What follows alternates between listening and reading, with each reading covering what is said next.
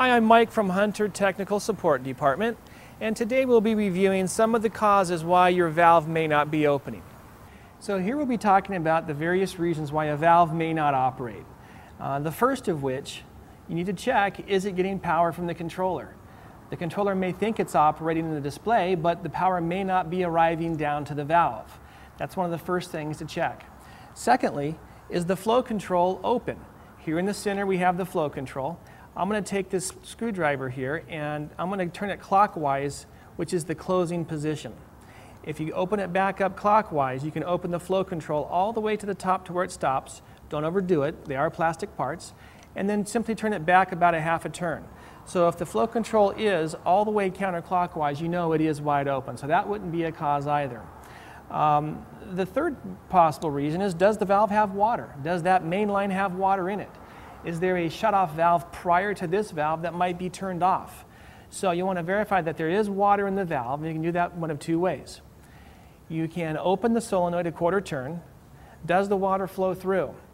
If it does, then we know we're probably looking at an electrical issue of the power not making it to the valve. But if you turn the solenoid and you have power and the valve still does not open, you may have a clog in the exhaust port. This happens to be a PGV valve, but all valves work in the same premise. There's an exhaust port under the solenoid.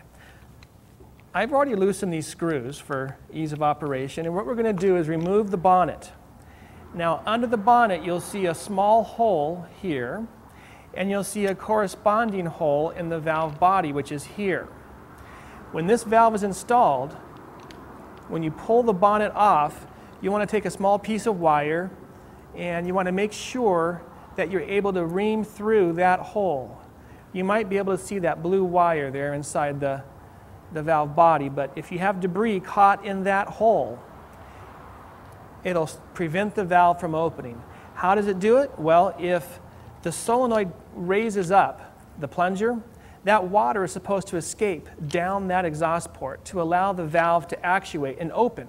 But if that exhaust port is clogged, even though the valve is getting power and you have water pressure, the valve still will not open.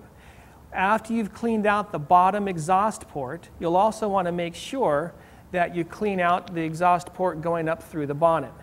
And in this instance, once you remove the solenoid, you'll see the lower connector to that exhaust port, and you can send a wire right up that hole as well too. That would be the reasons why a valve may not open.